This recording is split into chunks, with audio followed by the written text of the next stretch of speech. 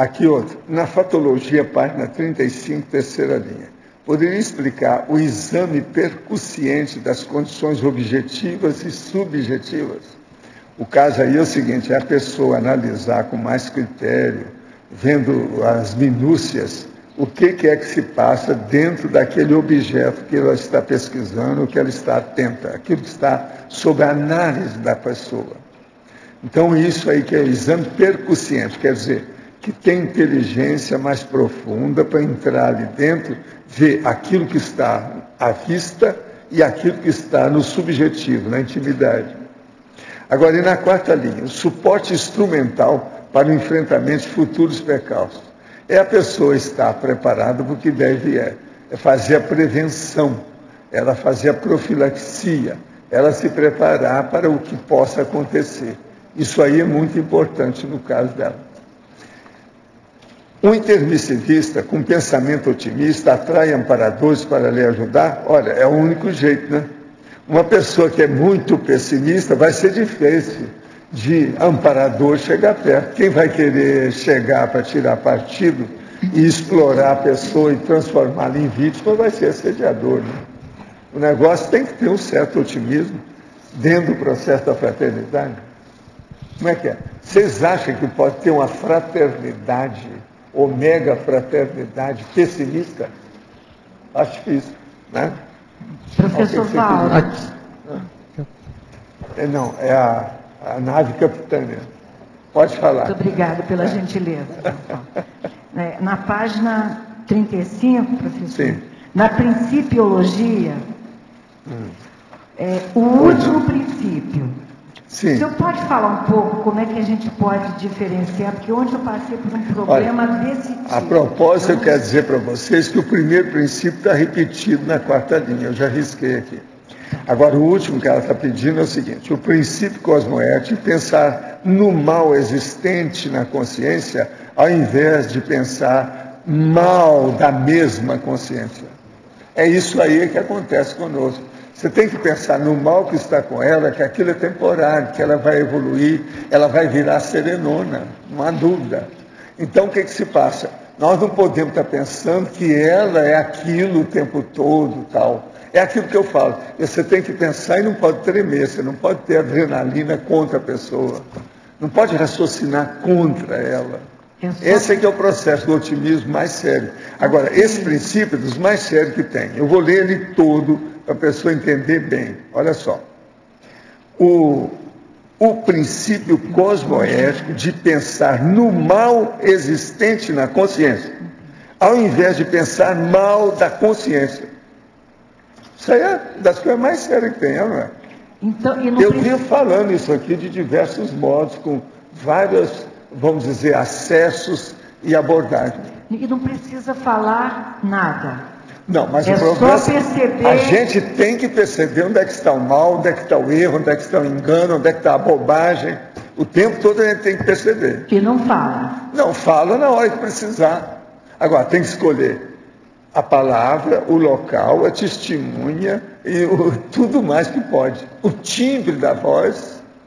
O timbre da voz. O timbre o também. Mais calmo.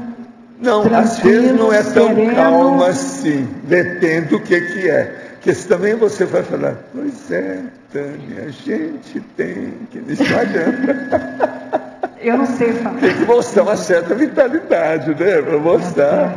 Como é que fica o argumento? Argumento tem que ter, não tem saída. Muito obrigada. Agora eu queria aproveitar que eu estou vendo que a Nara está aqui. Ô Nara, tem aqui uma revistinha para você colocar ali na entrada, essa página que está marcada. Eu estou dando já 2 revistas de propósito. Você vai ver o que é. Essa é da agora recente aí. Olha aí, é do outro lado aí. É.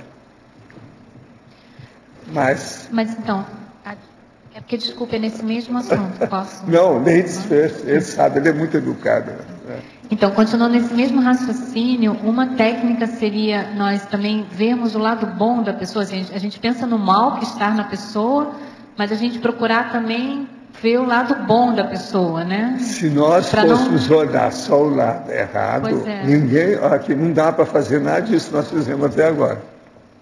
principalmente quando se tem parapsiquismo no contexto. Porque você vê tudo ali, a visão curva atrás do morro, examina toda a pessoa no avesso. Então, como é que fica? É no interior. É aquilo que nós chamamos gurgumilos. Os gurgumilos são terríveis. Agora, o que os assediadores fazem é justamente o contrário desse princípio aqui. Eles nos fazem pensar mal da pessoa mesmo e não nos deixam ter essa isenção no sentido de pensar no mal que está na pessoa. O assediador quer acrescentar quer acrescentar isso. Mais. Agora, o amparador, ele quer relevar a situação, releva. Quer dizer, perdoa entendendo a situação e procura seguir com a pessoa para ver o que ele pode fazer para ajudá-la. Por isso que o amparador é sério, principalmente o amparador de função. Você pensa bem, Cris, uma pessoa em qualquer função que ela exerça, principalmente dentro da área, por exemplo, política, até exercendo um cargo, a incumbência dela é muito séria. Sempre tem bobagem nessa história, ainda mais dentro da política. Ele tem que relevar aquilo que tem. Tem um percentual que ele dá o desconto. Senão, ele vai trabalhar com quem? Com a gatinha lá em casa? Não dá, né? Agora, a questão é qual que é esse percentual, né, professor? Cada caso é um caso? Não, como é que a gente percentual eu já estabelece? falava já na 3%. década de 80, lá no Centro da Consciência Contínua. O percentual chega a 2%. 2%. É. Isso a gente falava, isso tudo na base da aritmética, você está entendendo? Foi feito tudo para chegar nos 2%, para a turma lá fazendo os cálculos. Então, tem que ver, né? Mas aí entra tudo que tem na vida da pessoa, a tendência dela, aquilo que ela faz, o processo do convívio, a convivialidade diária, multidimensional, como é que faz? Outra coisa, isso foi baseado nos processos das firmas e das empresas, é o processo de empreendedorismo, foi baseado nisso. Pelo seguinte, uma empresa que se preza,